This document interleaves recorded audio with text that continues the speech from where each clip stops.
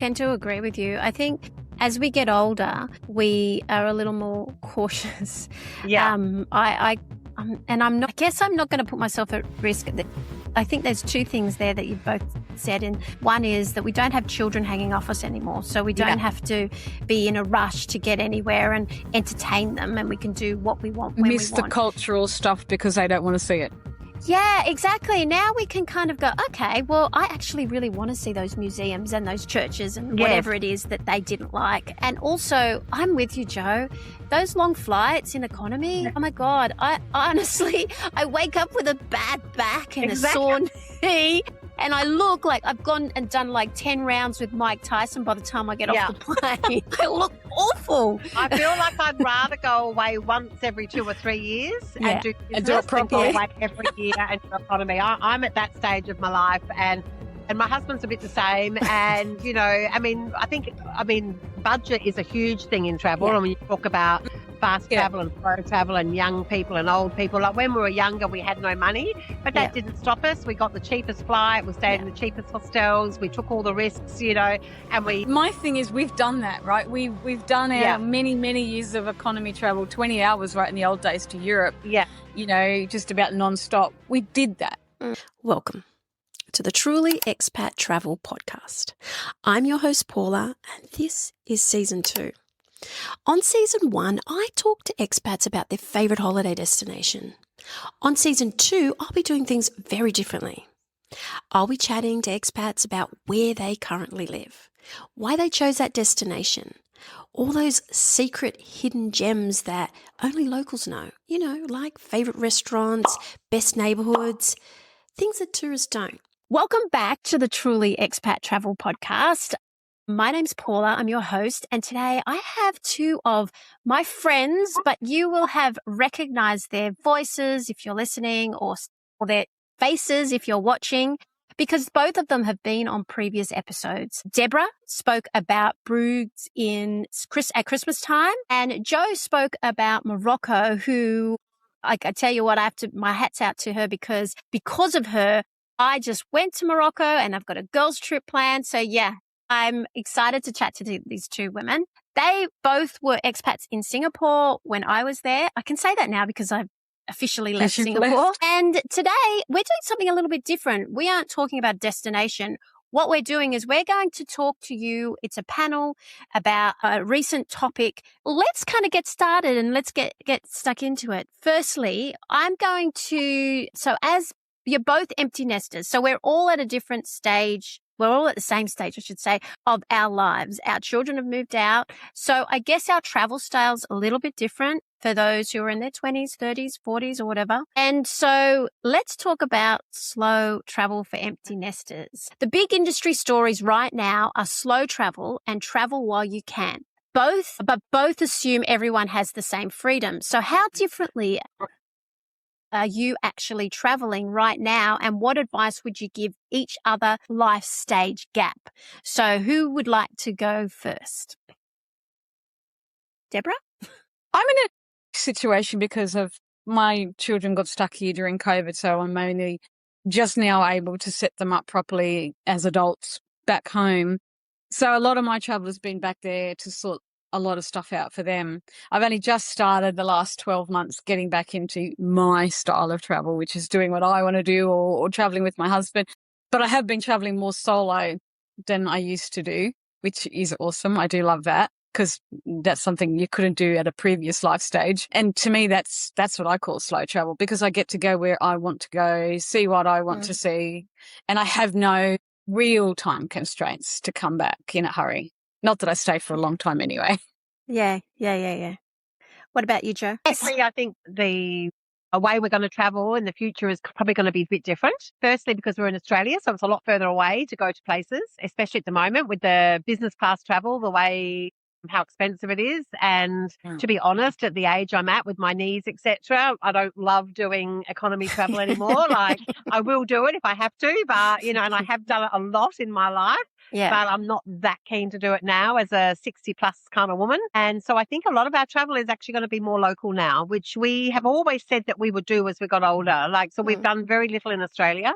My husband's from Scotland, so we're really, really quite excited actually to see a lot more in Australia. But in saying that, when he retires in a couple of years, I would say we probably still will go away once a year, to Europe or somewhere.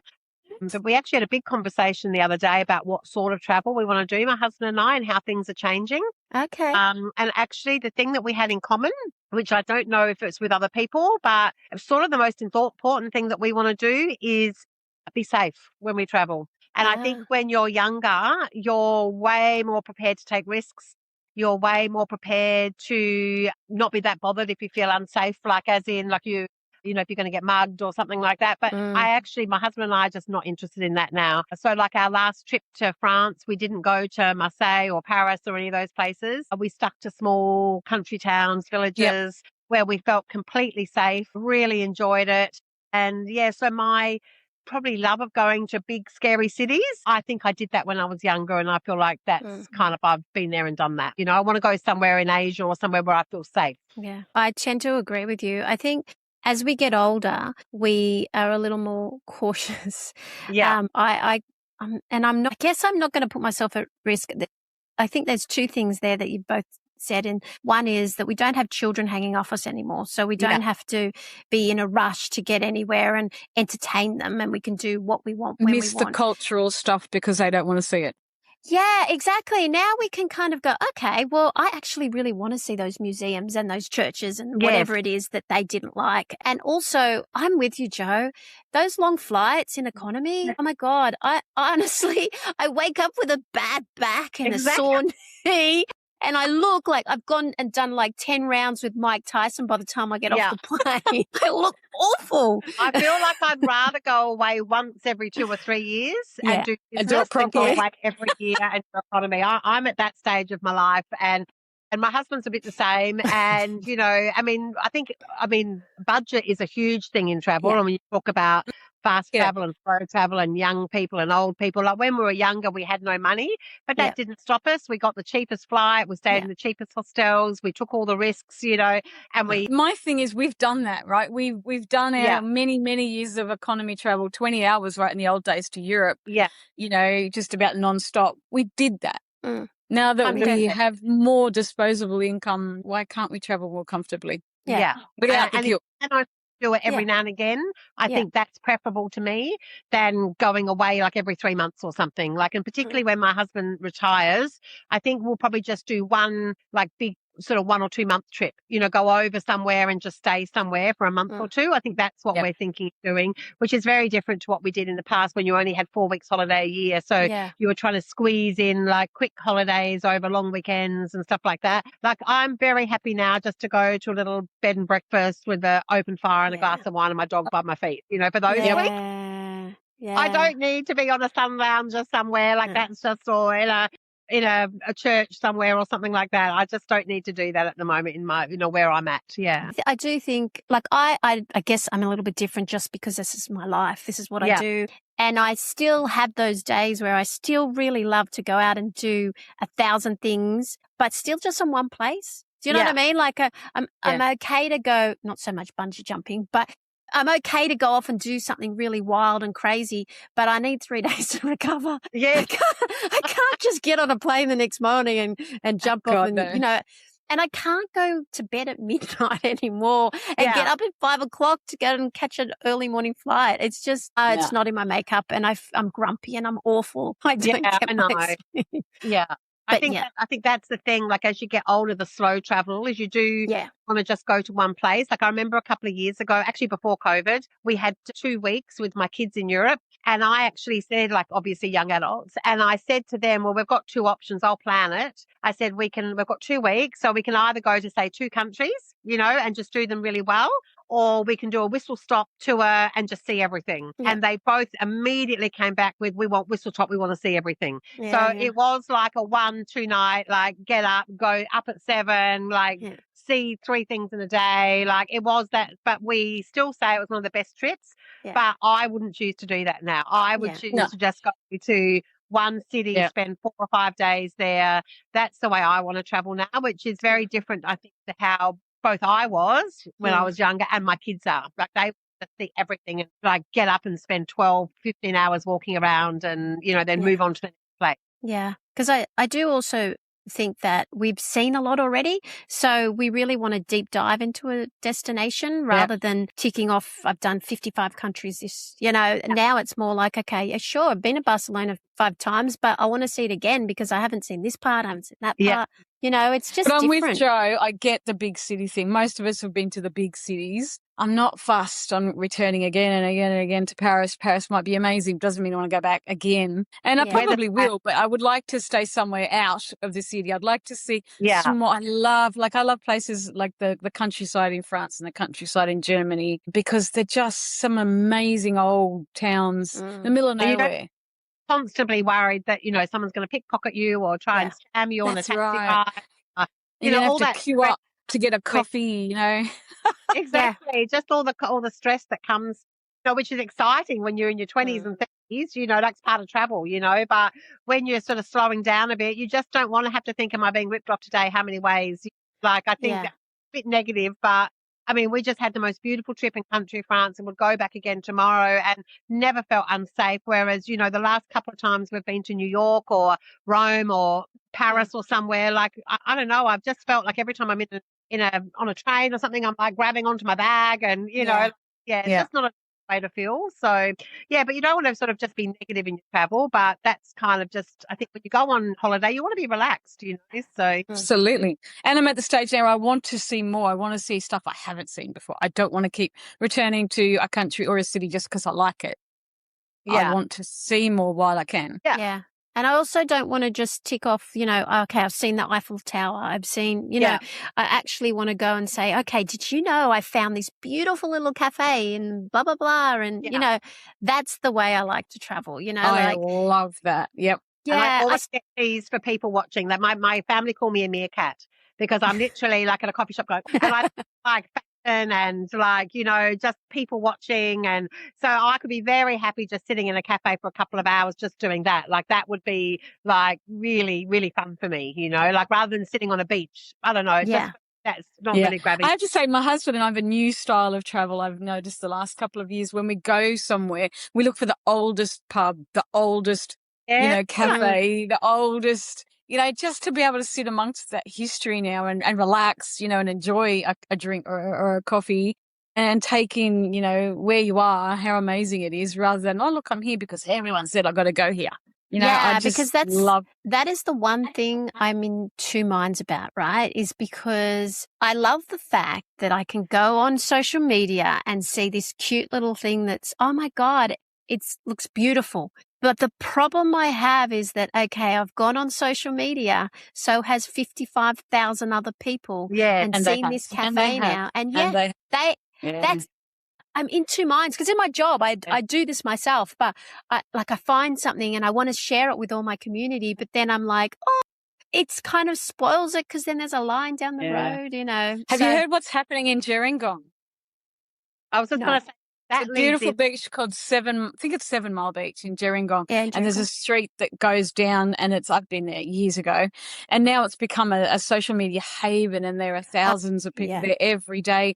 The locals have had enough. Yeah. I was going to say that also leads into what I was going to also say about travel as you get older is I would say a good 80% of our travel now is really led by friends.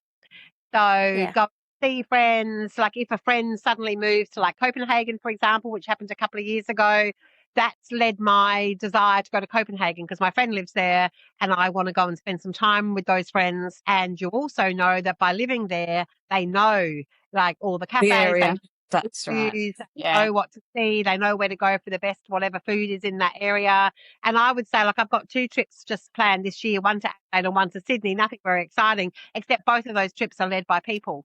I wouldn't be going if it wasn't for the people. So I would say that, and next year we're going to Scotland for a wedding, again, led by the people. We probably will go off and do something else, but we wouldn't be going unless there was a wedding. So for me, I feel like at this phase of my life, a lot of it is led by people either arranging to go with friends or going to meet friends in there where they're living now, which I think as an expat, that's one of the things we're so lucky about. Got friends all over the world now. So we're just so lucky. Yeah. I do agree. And you're perfectly right. I only came to Melbourne to have to go to your birthday, which was fabulous because I love that area. We went and had. Oh, the isn't next it day I went and had- amazing? Oh my Isn't God, it beautiful? I fell in love with Yes. it. Oh my God. Yeah. I can't wait to come back, Jo. Yes. I So know. for those, Come down. You have to come and see I me. will. Look, My I'm daughter just bought a new car. look at so that. Yeah. Isn't it gorgeous. beautiful? I'm just It is standing beautiful. out here because I think I get better reception out here for some reason. So I'm just Yeah. standing here. It's pretty It good. does look like it's gonna. Is it gonna rain there? Does It's it a look like bit sunny. Yeah, it's not exactly sunny, but yeah. Oh, and here's my puppy. Do you want to see my puppy? Yes, please. Oh my gosh. Oh my God. Joe just got a new puppy. Oh, That's so cute. cute. You're gonna And look at you it. You're named gonna eat him? the plants. Here we are. Come up here. He's got the best name. What did you name him, Joe? Haggis. There he is. Haggis. It's very cool for a Scottish. That's Yeah, why my yeah. dog, my pets always get Dutch names. I know. Well, I have to be fair. Like, it probably wasn't my first choice in name, but it's growing on me. It's growing on me. We can call him Gus for short. That's very cute.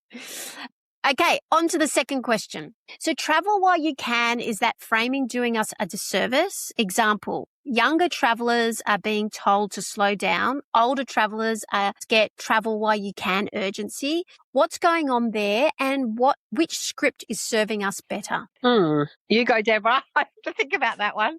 Could never, no matter what age I am, treat travel as an urgency though. Like I travel because I enjoy it. I don't travel because I feel I need to do it. I feel I need to see this place. I feel I need to go there. I travel because, wow, I just love learning about new cultures, new civilization. There's some history, to see beautiful nature. Joe's gone. Joe's gone and you're frozen. Okay, Joe's gone. Okay, start again. So I would never get the urgency of travel because I don't travel with any urgency. I don't feel like I need to see something. I need to be somewhere by a certain time. I need to see everything. Sometimes, we'll be sitting on a lounge and Michael and I'll go, oh, we haven't been here before, have we? Let's go there. Yeah. Yeah. And I think we've always been that way. I don't think we've ever had an urgency to got to go here, got to go see that, got to be here, I couldn't travel that way. That's not enjoyable. Not to me. Oh, yeah. Go, Joe. I was just going to say that I would say the same thing. Like, there was many years where, we had younger kids that travel was just not a priority, mortgages and like I traveled a lot in my youth. Yeah, in my youth before I got married. Like, I actually lived abroad in Abu Dhabi in the United Arab Emirates and was doing my midwifery there. And so I did lots of travel when I was young, lived in the UK for, in Scotland for a couple of years, etc. Yeah, I just sort of think when we got married and had children, it just became very, very low down on the priority schedule. And we didn't really have the money for it, to be honest. And I was very lucky and fortunate that my family would organise holidays twice a year. And we just went locally, to Wilson's Prom or South Australia, where I'm from.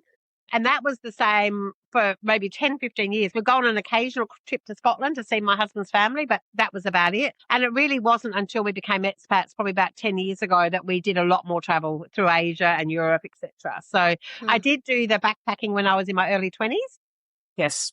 I lived in a couple of different places, but really once I got married and had children, there was a good 15 years we didn't travel because it wasn't a priority. Yes. And now what I would say is it's a priority because we want to do it. And where we, at the moment, my husband's still working, so we don't really have the holidays and the time. But once he retires, we definitely will do a little bit of travel. But to be honest, when you've done so much travel in the last 10 years, I don't know about you, but I'm quite happy to sit put, for a bit. Yeah. So, yeah, I would say it's something that I love to do. Really love to do, but it's probably not a priority at certain times in your life. Yeah. I've got a completely different stance. My problem is that, I wanted to see the whole world before my children have their own children because I know I don't want to do it then. So I'm like, I want to see the whole world in a few years. I'm hoping it's like 10 years, but I don't know. Who knows with the kids, right? So I feel like I want to see. Like, my problem is it's not that I want to go to a place and want to see 1,000 things. Biggest problem is I want to see the whole world today. Do you know what I mean? Like, I want to go. I want there to be so much time that I can, spend a whole month, which is what I've been doing. Actually, I've been spending a whole month in places rather than a week or two, and so that has been very rewarding. Like I did a whole month in Canada. I know traditionally that's been on my bucket list is like, when you're saying about travel, but I mean, on my bucket list traditionally, and I might get there again. I don't know if it's just this whole move home and it's just been a bit exhausting, etc. But yeah, I just feel like on my bucket list, it was always to go and live somewhere, to do that whole thing of get an Airbnb in a little village in France or Italy or somewhere like that. And actually that was our plan for the first probably 10 years of our retirement, which will be in maybe 2 or 3 years' time. And I'm sure I'll get there again, but just at the minute, I think you go through phases, don't you? Yeah. Just at the minute, my love of travel has probably waned a bit just because I've sort of overdosed a bit in the last couple of years. But I'm sure it will come back because it is within me. It very much is within me, Yeah. Yeah, because I understand what you mean. Like sometimes, because you've just moved home. It's not like... Just moved home. and 6 months ago. So I've established a house. I've got myself a little casual job. I've got my little puppy. And so I feel like this is my nesting kind of period. So I am in a different phase, I think. But I think it will come back again. Yeah, because I've always loved travel. I lived overseas when I was 11 or 12 with my family when my dad worked in London. So I didn't know that. Yeah, so I feel like I went to school in England and everything for a year, and I think like my love of travel, and my kids have both got a love of travel. We've just always loved it, so it will come back. I know it will come back. It's just not quite there at the minute, Yeah. Yeah, that makes sense. I'm just chasing my puppy because he's gone up in the wrong area. Wait a minute, come. Stay with us. We'll be right back. Hey, it's Paula here. I just wanted to take a few seconds to say thank you. Thank you for listening to this show. It really does mean the world. If you enjoyed this episode, I would love it if you could leave us a review. It helps people find us, and honestly, it just keeps this podcast going. And if you're feeling extra generous, well, we have a buy me a coffee option. Every little bit helps me making episodes like this one. I'm here. Yeah. And it's just different life stages. We go through different life stages and travel will change. Yeah. Yeah, exactly. I always kind of go away and then I cannot wait to get back and be in my own bed and choose my own clothes out of my wardrobe. And not have to get keep packing a bag. Yeah, I do love that when I come home. But for me, and I don't know if it's where I am in my life at the moment, but I'm home 2 weeks and I'm like, it's time. I get itchy. This is the longest I've been home, and I'm very itchy at the moment. So I'm trying to find excuses to go somewhere. Yes, exactly. Yeah, I know. Like although at the moment for me, it's as long as I've been in Australia for ages. So I've been here like since Easter. What's that? A month. I've been here a month. Been back in between. You haven't been back. No, I've been here a month and I fly out on Monday. I'm not looking forward to it because it's not on a holiday. It's I'm moving to Hong Kong. Yeah. And then I'm off to the States for a month. So that I'm actually excited about that because I'm in the planning period of it and I'm really enjoying it. And what are you doing in the United States, Paula? I'm going to a conference, a women's international travel conference, and then I'm off to Where's that Maine. So that's in Chattanooga. And then I'm off to Maine. I'm really looking forward to that. I'm doing a 7-day charter. That looks beautiful. I'd love to see that one day. Yeah. So that. And then I'm down doing Route 66 with Calm. Everyone knows Calm. She was on my episode with about Mexico. So we're doing Route 66 from where she's moved to down to Chicago. And then I'm trying really hard. I know this is like one side of America to the next. It's a very big country.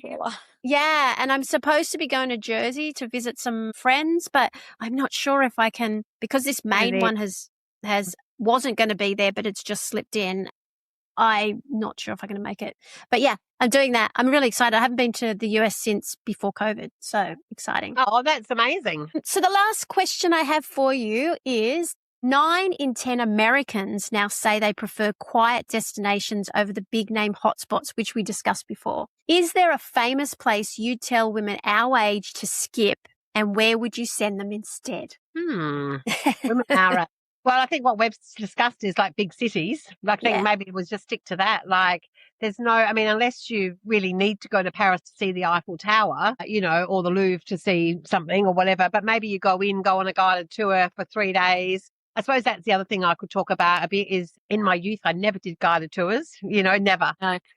as I'm getting a bit older, we've worked out the only way to travel, like because, you've got someone who's organised all your accommodation or your transfers or your flights or your I agree.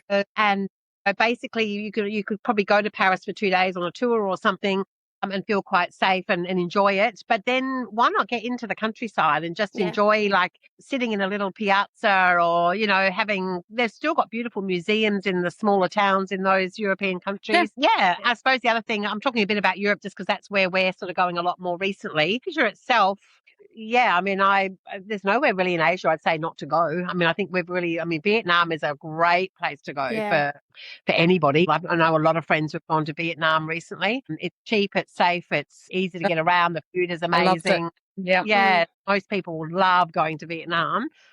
So that's what I would say. What about you? It's hard, right? Because I feel like everyone travels for a different reason. I feel like it's a very personal reason why you travel. So it's hard to dissuade someone if they've decided to go somewhere.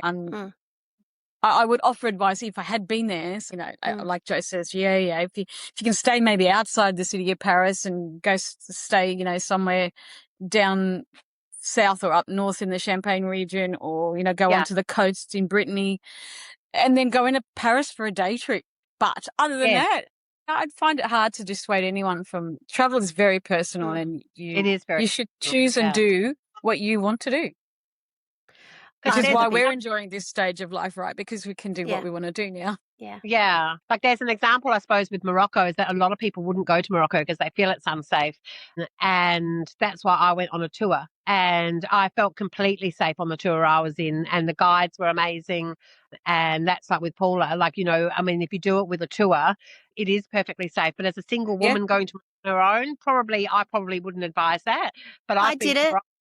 I know. I've been to Morocco twice and I would go back again tomorrow if I could, but I probably wouldn't want to go on my own, But if we've got travel smarts, like we're travelers, we've got travel smarts. If you don't have travel smarts, then no, a country like that is probably not recommended on your own. Yeah. It's funny you say that, Joe, because I would have said, not that I say skip Marrakesh because it's amazing, but I would highly recommend just going like just for a day or so and heading down out to the Sahara Desert and staying there. Like I stayed 3 nights in a place that was almost pretty much off the grid, and it was the best trip I've ever had in my life. It was looking at the stars. It was, going for a picnic in the desert with ostriches. It was learning the culture and sitting by a campfire. It was surreal, and it outweighs anything I've ever done before because it's not just unique, but it's just so quiet out there.